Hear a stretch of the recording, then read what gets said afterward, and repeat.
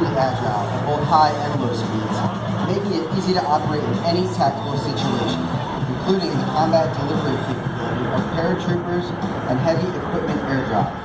The C-17 uses a quadruple redundant fly-by-wire system to run its flight controls. The fly-by-wire system means the aircraft's flight controls are electronically operated by inputs from the control stick.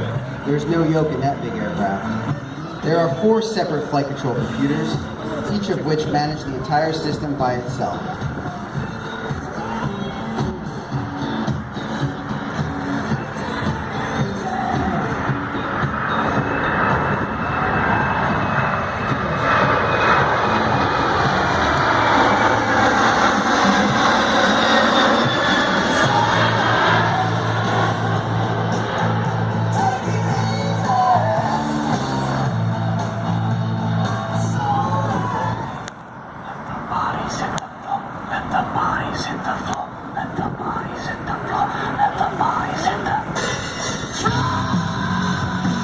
The aircraft is now maneuvering for its final demonstration, a full flap approach to a simulated short field runway.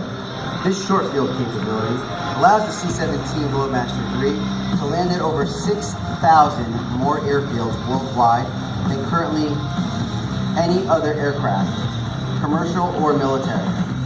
In fact, during the NATO peacekeeping missions to Bosnia, the C-17 crews airlifted nearly 1/2 of the total cargo in only 1/4 of the missions, while boasting an impressive 96% reliability rate. The C-17 you see today weighs almost 400,000 pounds.